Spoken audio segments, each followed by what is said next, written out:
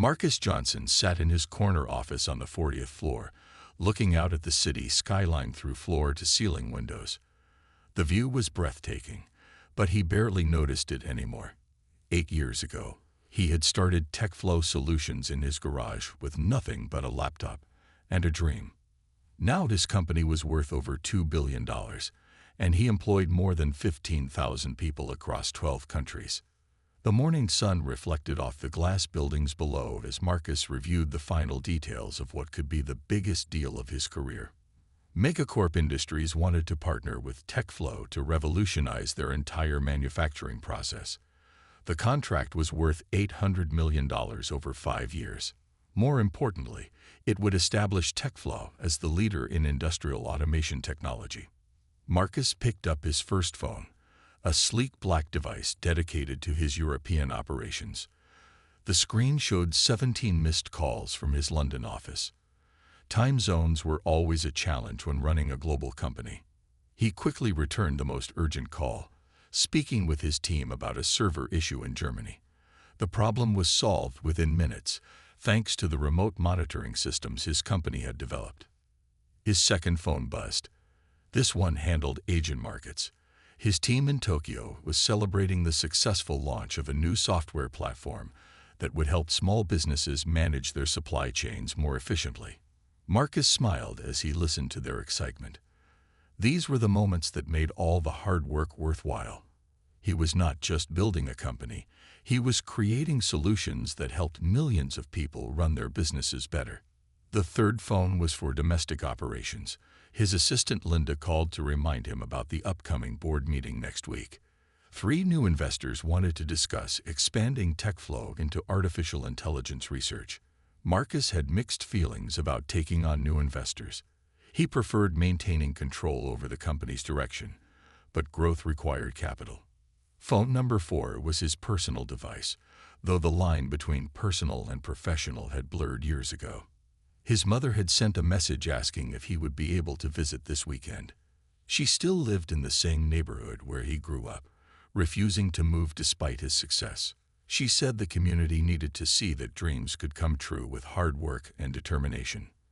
The 5th phone was perhaps the most important.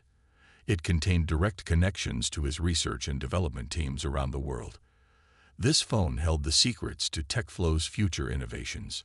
Marcus had personally invested millions in developing new technologies that could change how businesses operated. The phone buzzed with an update from his lab in Silicon Valley. They had just achieved a breakthrough in quantum computing that could revolutionize data processing speeds. Marcus often got strange looks when people saw him carrying 5 phones. Some assumed he was paranoid about security.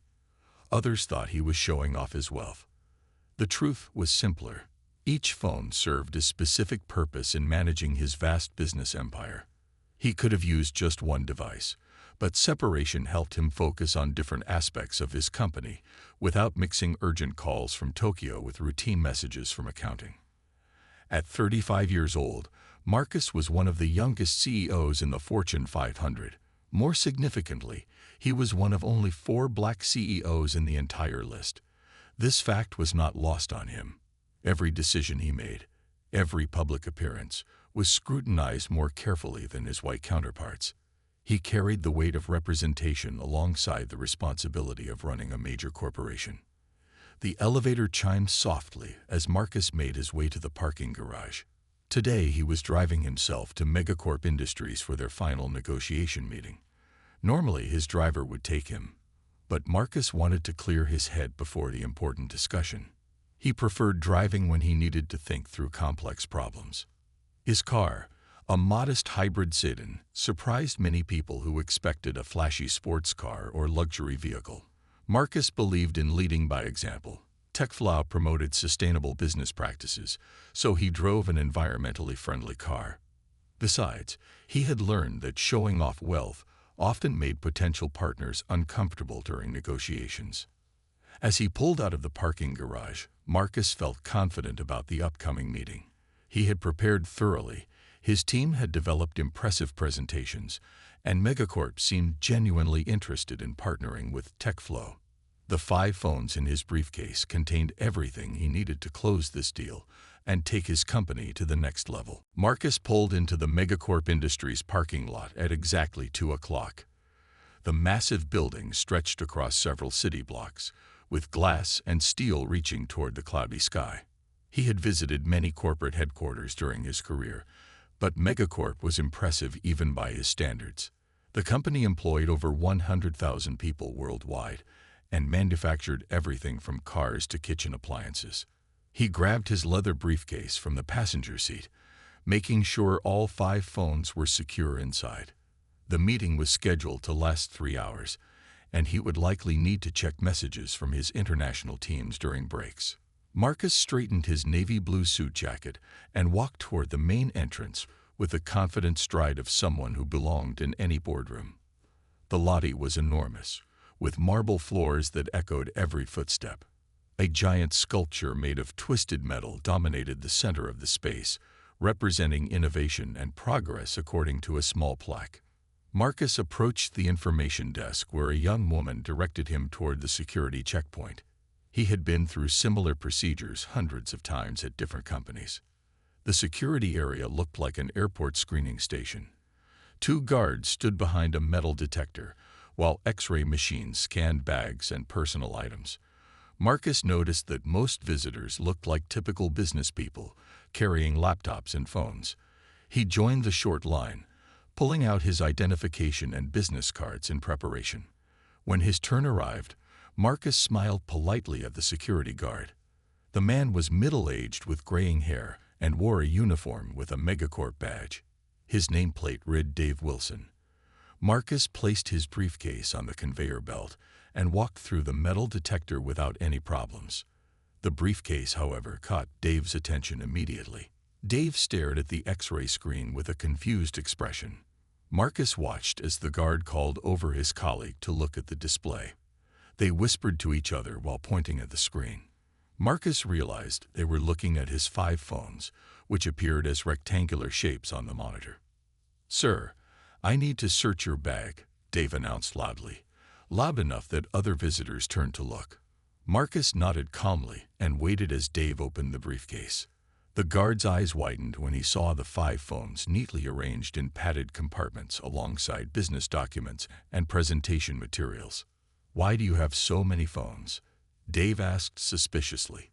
His tone suggested he thought Marcus was hiding something illegal or dangerous.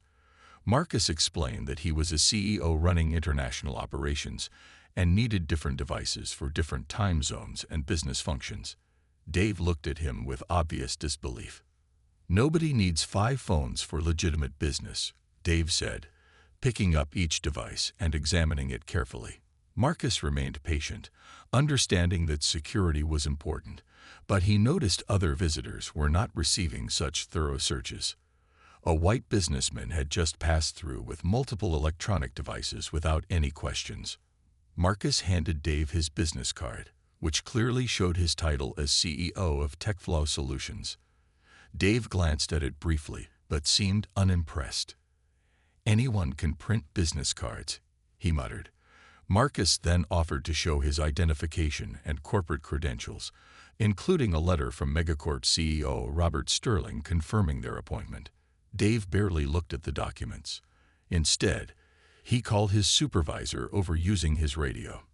"I have someone here with multiple phones claiming to be a CEO," he said in a voice that suggested he found the claim ridiculous. Marcus felt his jaw tighten slightly but maintained his professional composure.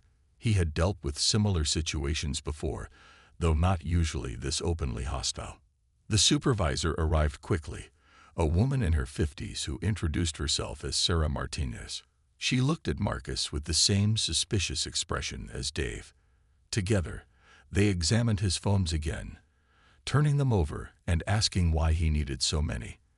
Marcus repeated his explanation about managing global operations and different time zones. "This seems unusual," Sarah said, looking at the business card skeptically. "Most executives have assistants who handle their communications. Why would you personally carry all these devices?" Marcus explained that direct communication with his teams was crucial for quick decision-making, especially in the technology industry, where situations changed rapidly. The questions continued for several more minutes. Other visitors passed through security quickly while Marcus stood waiting, feeling increasingly uncomfortable. He checked his watch and realized the delay was making him late for his meeting with Megacorp's board of directors. The irony was not lost on him that he was being detained at the same company that desperately wanted his business partnership. The questioning continued as more people stopped to watch the scene unfold. Marcus stood calmly while Dave and Sarah examined his phones like they were suspicious devices. Other visitors whispered among themselves, clearly wondering what was happening. Marcus felt their eyes on him and noticed how some people stepped further away, as if he was dangerous. "I need to call upstairs and verify your story," Sarah announced loudly. She picked up her desk phone and dialed an extension. Marcus could hear her speaking to someone about a man claiming to be a CEO with multiple electronic devices. Her tone made it sound like she was reporting a potential security threat rather than helping a legitimate visitor. While Sarah made her call, Dave continued asking questions. "Where did you get these phones? How much did they cost? Why are they all different brands?" Marcus answered each question patiently, explaining that different networks worked better in different countries. He showed Dave his international business cards and corporate credit cards, but the guard remained unconvinced. A small crowd had gathered now. Some people pretended to be busy with their own tasks while clearly listening to every word. Marcus heard whispered comments that made his blood boil. Someone said he probably stole the phones. Another person suggested he might be trying to spy on Megacorp's secrets. The assumptions were based entirely on his appearance and race, not on any evidence of wrongdoing. Sarah finished her phone call and returned with an even more serious expression. "The receptionist upstairs has never heard of you or your company," she announced triumphantly. Marcus realized there had been a miscommunication or mistake, but Sarah seemed to think this proved he was lying. She asked him to step aside so other visitors could pass through security. Marcus found himself standing in a corner like a criminal while Dave and Sarah discussed what to do next. They spoke loud enough for everyone to hear, making comments about suspicious behavior and fake credentials. Marcus watched as a white businessman passed through with a laptop bag full of electronic equipment without even opening his briefcase. "Sir, we're going to need you to wait here while we investigate further," Dave said with a smug expression. He seemed to be enjoying the power he had over someone who claimed to be successful. Marcus checked his Rolex watch and realized he was now 20 minutes late for his meeting. The Megacorp executives would wonder where he was. More security guards arrived after Sarah called for backup. Now Marcus was surrounded by 4 uniformed officers who treated him like a potential criminal. They asked him to empty his pockets completely and searched through his wallet, examining every credit card and business card. One guard made a comment about how expensive his watch looked, suggesting someone like him could not afford such things legally. The situation became even more humiliating when they asked Marcus to remove his suit jacket so they could check it for hidden items. Other visitors stared openly now, and Marcus heard someone taking pictures with their phone. He knew this could end up on social media, damaging his reputation and his company's image. Still, he cooperated with every request, hoping to resolve the situation quickly. A manager from upstairs finally arrived to see what was causing the commotion. The man introduced himself as Tom Bradley and seemed surprised to find such a scene in the lobby. Sarah quickly explained that they had detained someone making false claims about being a CEO. Tom looked at Marcus's business cards and identification with more attention than the security guards had shown. "Have you tried calling the number on his business card?" Tom asked Sarah. She admitted they had not, focusing instead on proving Marcus was lying. Tom pulled out his own phone and dialed TechFlow Solutions directly. Within seconds, he was speaking to Marcus's assistant Linda, who confirmed her boss had a meeting scheduled at Megacorp that afternoon. The realization slowly dawned on Sarah and Dave that they had made a terrible mistake. Tom's face turned pale as he understood the magnitude of the situation.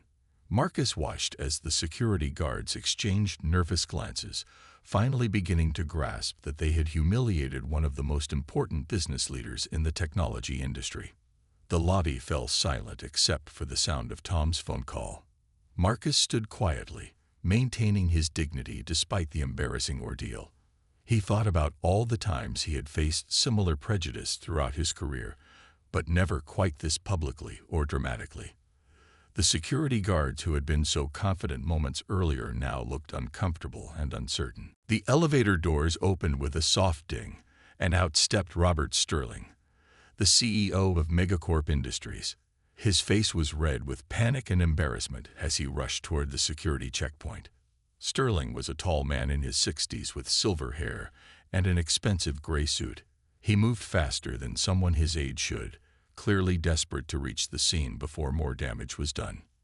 "Mr. Johnson," Sterling called out loudly, his voice echoing through the marble lobby. Every person in the area turned to look as the most powerful man in the building hurried toward Marcus. The security guards stepped back in confusion, suddenly realizing something very important was happening that they did not understand. Sterling pushed through the small crowd that had gathered and extended his hand toward Marcus with a deep, respectful bow. "I am so incredibly sorry for this misunderstanding," he said breathlessly. "Please accept my most sincere apologies. This is completely unacceptable and does not represent the values of our company." Marcus shook Sterling's hand politely but remained cool and professional. "Mr. Sterling," he said simply, acknowledging the CEO's presence without showing any emotion. The contrast was striking. Sterling looked panicked and desperate, while Marcus appeared calm and composed despite everything he had endured. Dave Wilson, the security guard who had started this entire incident, suddenly looked like he wanted to disappear. His face turned pale as he realized he had just humiliated someone important enough to bring the company's CEO running to the lobby. Sarah Martinez, the security supervisor, stood frozen with her mouth slightly open, staring at the scene in disbelief. "Who is responsible for this treatment?" Sterling demanded, his voice sharp with anger. His eyes moved between the security guards as he waited for an explanation. Tom Bradley, the manager who had finally verified Marcus's identity, pointed toward Dave and Sarah. Sterling's expression grew even darker as he understood how badly his employees had failed. The other visitors in the lobby watched in fascination as one of the most powerful business leaders in the country apologized to the man they had just seen treated like a criminal. Some people began taking pictures and videos with their phones, realizing they were witnessing something that would likely become news.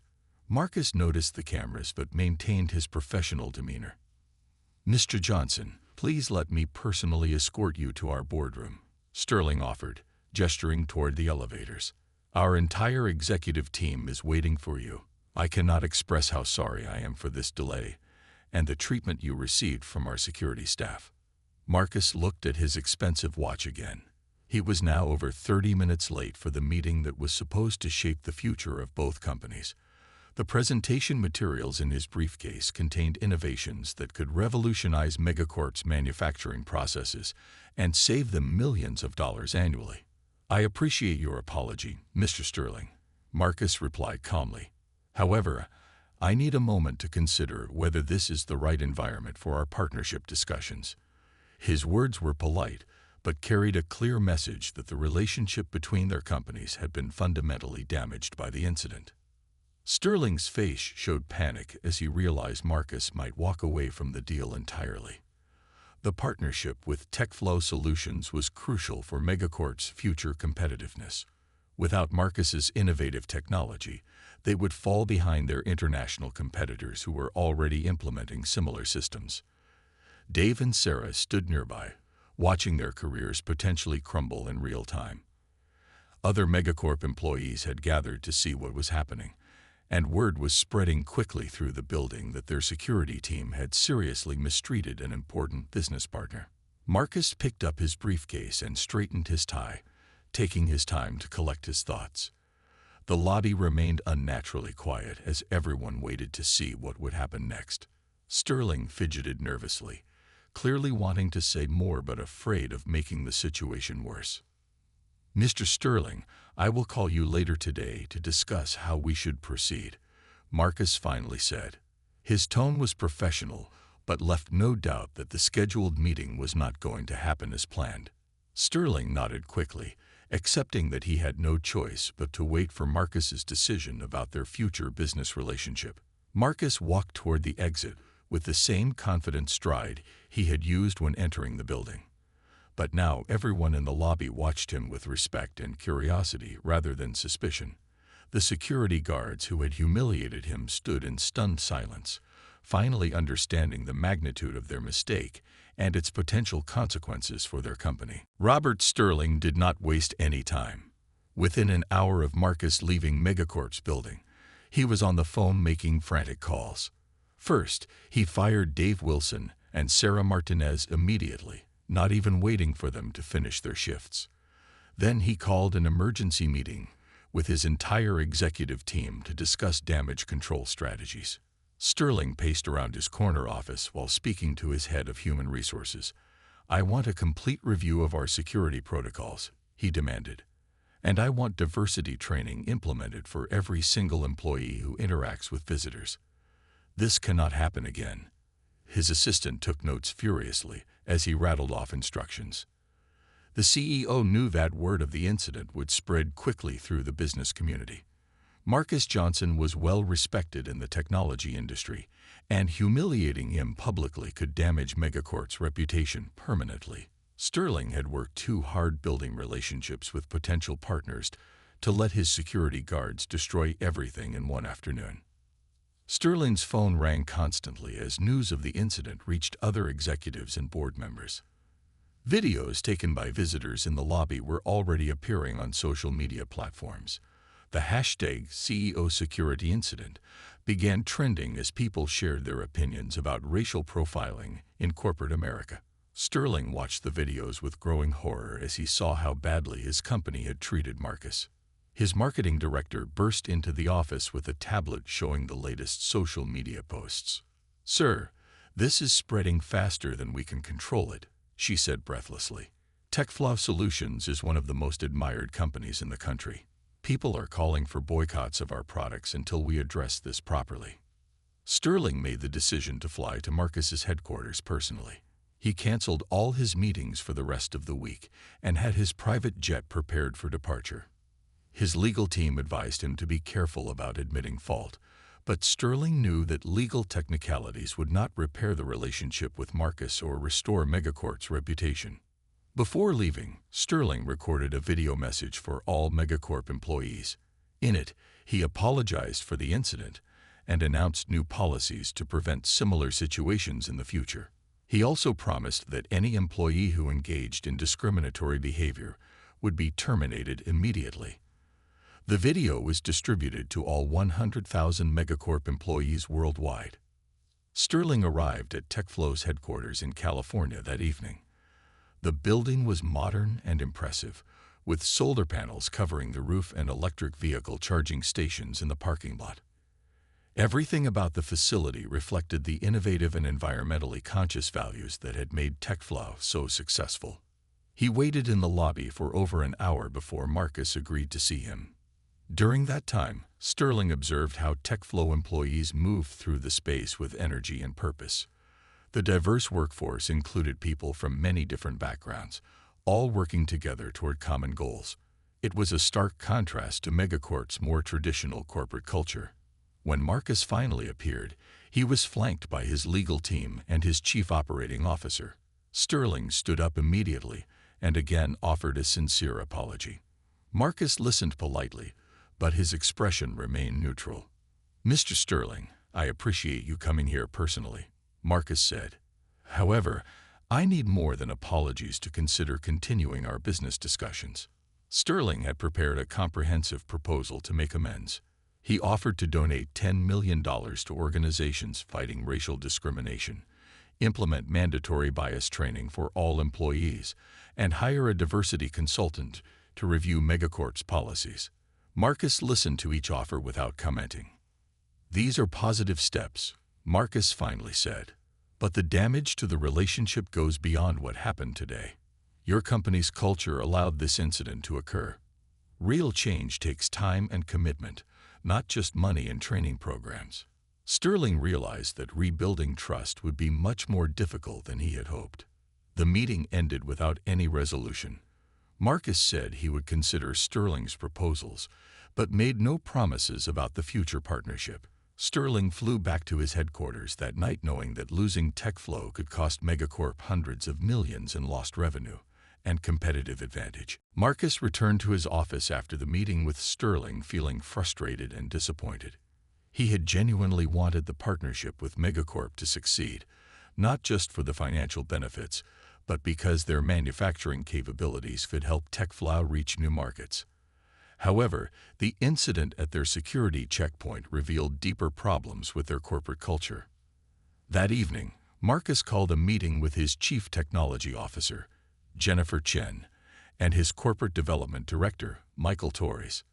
They gathered in the conference room overlooking the city lights to discuss how to move forward. Marcus valued their opinions and wanted their perspectives on the situation. The Sterling meeting was interesting. Marcus began, summarizing the CEO's various offers and apologies.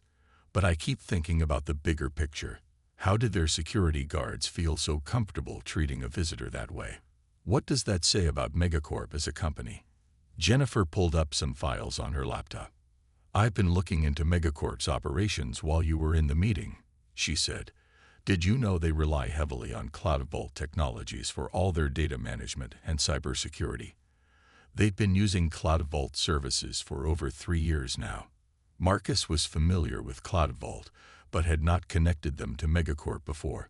CloudVault was a mid-sized company that provided cloud computing services to large corporations. They specialized in secure data storage and backup systems for manufacturing companies.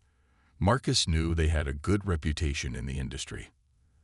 That's interesting, Michael added, because CloudVault has been trying to expand their services. They've been approaching us about potential partnerships or acquisition opportunities. Our research team has looked at their technology several times over the past year.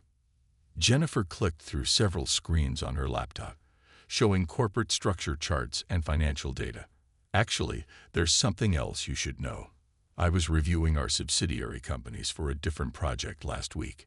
It turns out we actually acquired CloudVault 18 months ago through our European expansion fund. Marcus sat up straighter in his chair. This was news to him, which was unusual since he typically stayed involved in all major acquisitions. How did I miss that acquisition? He asked. Jennifer explained that it had been handled through their international investment division as part of a larger package deal involving several technology companies. So you're telling me that Megacorp's entire digital infrastructure depends on technology we own?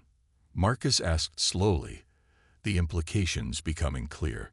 Jennifer nodded and pulled up more detailed information about Megacorp's relationship with CloudVault. The contract was extensive and critical to their daily operations. Michael opened his own files showing the scope of services CloudVault provided to Megacorp. They handle everything from payroll processing to supply chain management to communication systems. If CloudVault services stopped working, Megacorp would essentially shut down within hours. Marcus leaned back in his chair, processing this unexpected information. He had gone to Megacorp as a potential partner, not knowing that he already held significant leverage over their operations. The irony was not lost on him that the company whose security guards had treated him like a criminal was completely dependent on his technology. What are the terms of their contract with CloudVault? Marcus asked.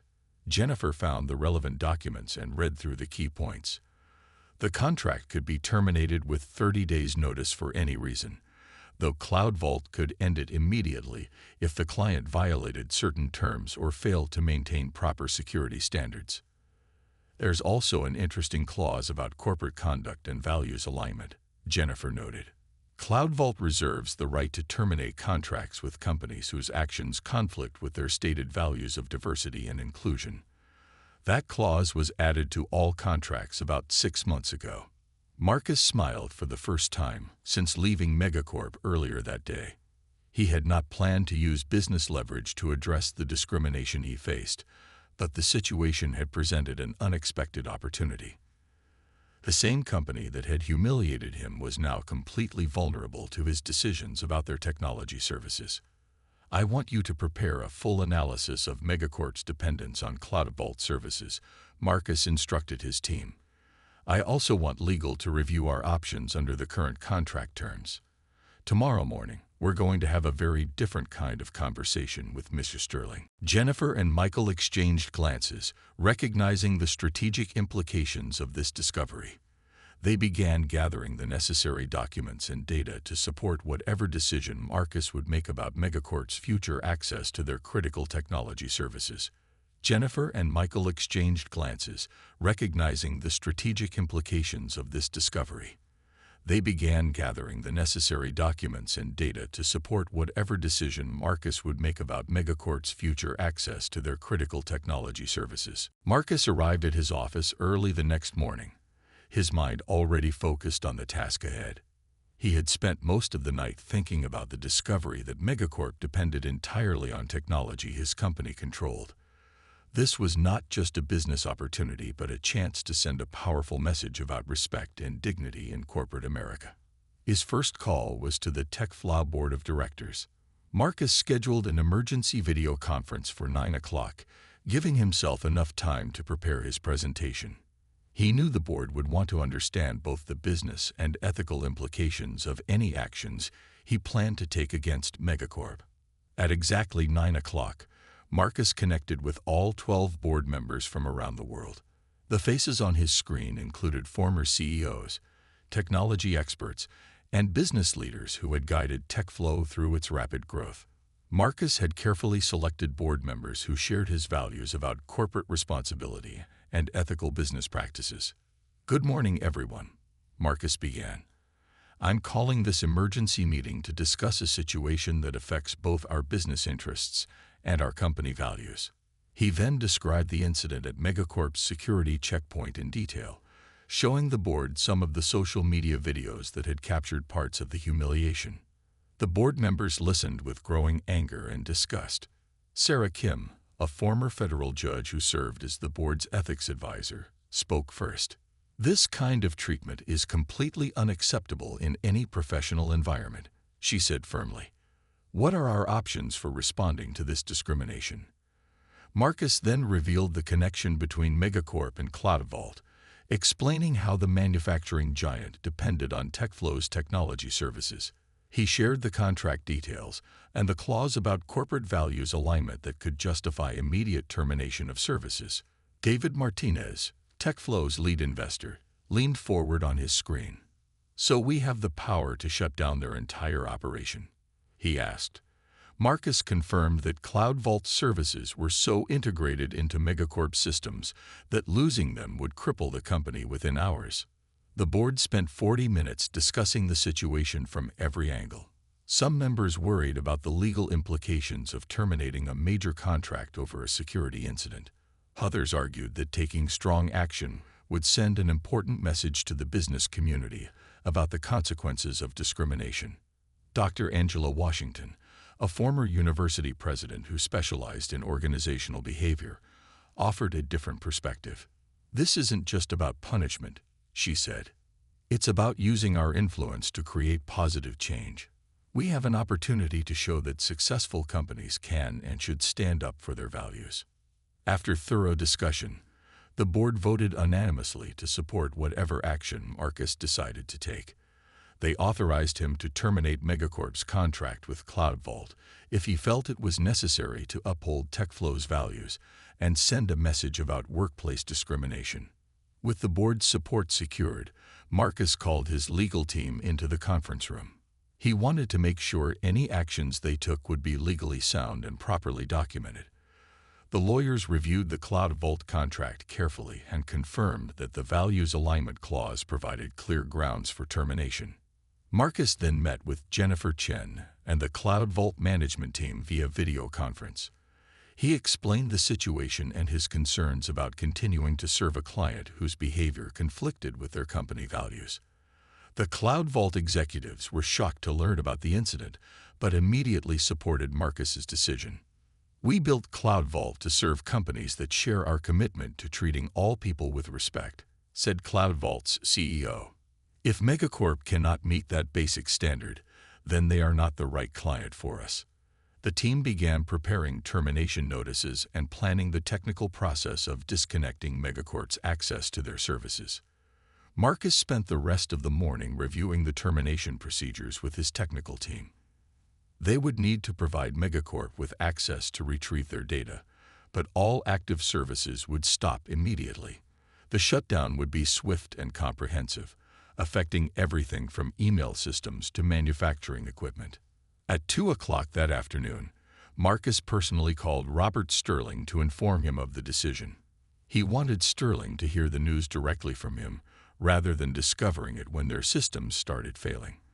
The call would give Marcus a chance to explain exactly why his company was taking such drastic action. At 6 o'clock the next morning, Megacorp's headquarters began experiencing what seemed like minor technical glitches. Email servers responded slowly, manufacturing equipment data feeds showed delays, and communication systems between different departments started failing. Within the first hour, these small problems grew into major disruptions across the entire company. Robert Sterling arrived at his office to find his assistant frantically trying to access the company's main database. "The system keeps showing error messages," she explained, pointing to her computer screen filled with red warning notifications. Sterling tried logging into his own computer, but encountered the same problems. The IT department was in chaos by 7:30. Phone calls flooded in from every division reporting system failures. The head of information technology, Patricia Wong, rushed to Sterling's office with grim news. "Sir, we're experiencing complete failures across all our Cloud Vault services. Email, databases, manufacturing controls, supply chain management. Everything is going down." Sterling felt his stomach drop as he realized what was happening. Cloud Vault provided the technological backbone for virtually every aspect of Megacorp's operations. Without their services, the company could not function at even the most basic level. "Have you contacted Cloud Vault to find out what's wrong?" he asked desperately. Patricia showed him her phone, which displayed multiple missed calls to Cloud Vault's support line. "They're not answering any of our calls," she said. "All we're getting are automated messages saying our service contract has been terminated." Sterling stared at her in disbelief, not wanting to accept what he was hearing. Manufacturing plants across the country began shutting down as they lost access to the control systems that managed their production lines.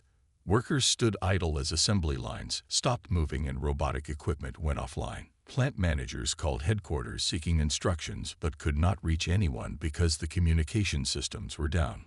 Sterling's phone finally rang at 8:15.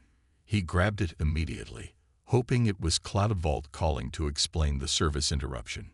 Instead, he heard Marcus Johnson's calm, professional voice. "Good morning, Mr. Sterling. I'm calling to inform you that Cloud Vault Technologies has terminated your service contract effective immediately." "What are you talking about?" Sterling shouted into the phone. "Cloud Vault is our technology provider. You have no authority over our contract with them." His voice cracked with panic as he struggled to understand how Marcus could be involved in their system failures.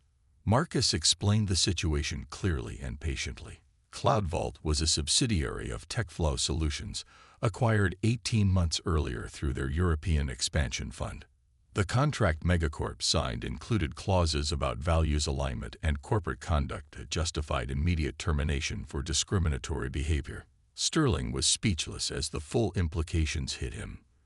The man his security guards had humiliated controlled the very technology that kept his company running. Everything from payroll processing to customer orders depended on systems that Marcus now controlled. "You cannot do this over a security misunderstanding," Sterling finally managed to say. "This is not about a misunderstanding," Marcus replied firmly.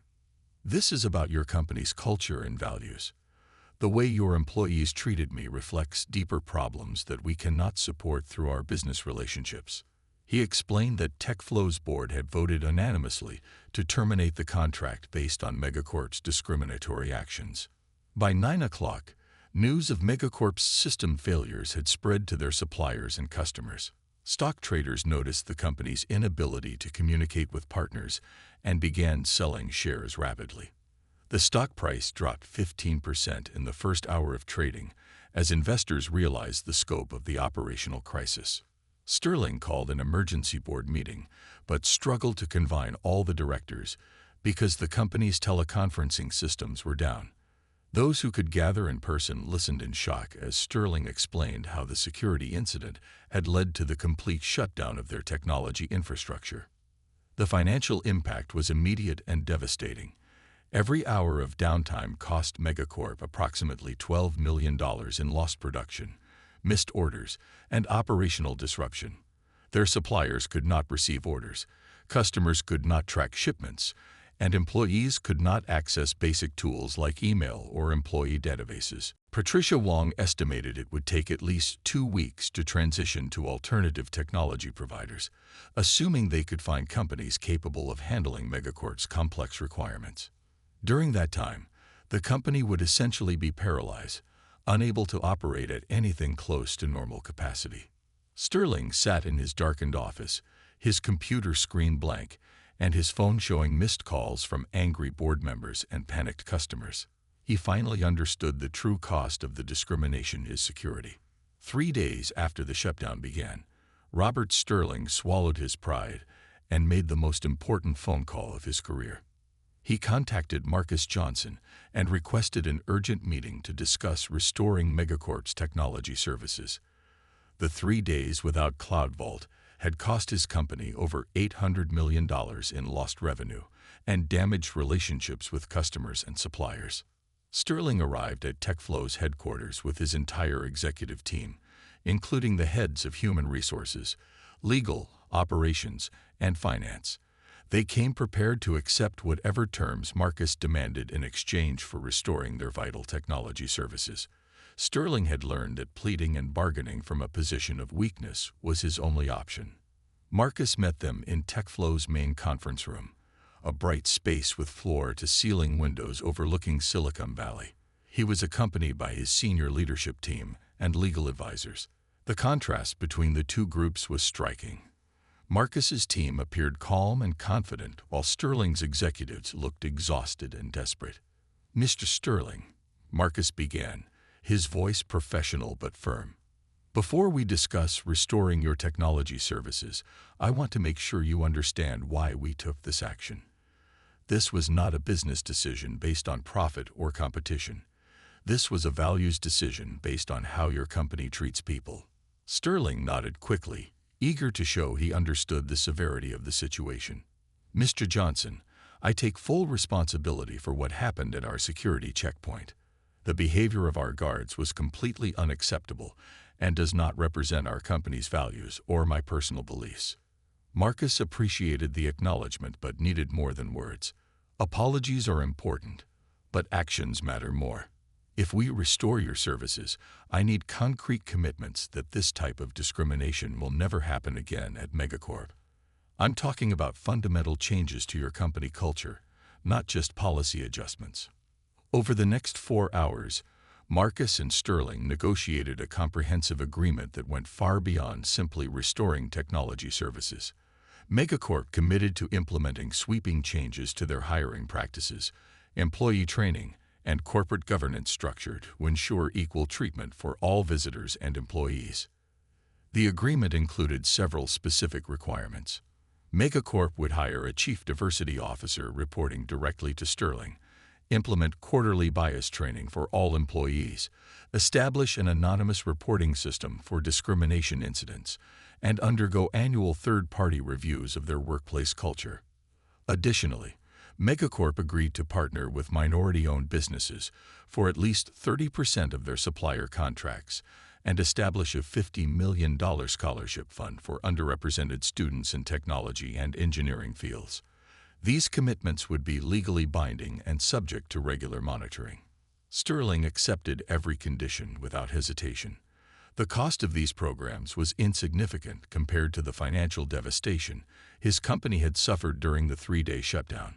More importantly, he genuinely recognized that changing Megacorp's culture was the right thing to do, regardless of business considerations. Marcus also insisted that Dave Wilson and Sarah Martinez, the security guards involved in the original incident, publicly apologize for their behavior and participate in community service focused on combating racial bias. Sterling agreed, though both former employees had already been terminated and faced difficulty finding new employment. The most significant part of the agreement involved the original partnership between TechFlow and Megacorp. Marcus agreed to proceed with the $800 million technology partnership, but under modified terms that included additional oversight provisions and regular evaluations of Megacorp's progress in implementing cultural changes. As they signed the formal agreement, Sterling looked across the table at Marcus with genuine respect and regret. "Miss Johnson, I am deeply sorry for what happened and grateful for this opportunity to make things right. I promise you that Megacorp will become a model for how companies should treat all people with dignity and respect." Marcus shook Sterling's hand and smiled for the first time during their meetings. "Mr. Sterling, I believe people and companies can change when they're willing to acknowledge their mistakes and take concrete action. I look forward to seeing Megacorp's transformation and to a successful partnership between our companies." Within hours of signing the agreement, Cloud Vault services were restored to Megacorp. Systems came back online across their global operations, and normal business activities resumed. However, everyone at Megacorp understood that things would never be the same. They now operated under close scrutiny, committed to proving that a major corporation could genuinely change its culture and values. The story of Marcus Johnson's experience became a powerful example in the business world of how successful leaders can use their influence to fight discrimination and promote positive change. More importantly, it demonstrated that treating people with respect and dignity is not just morally right, but essential for sustainable business success.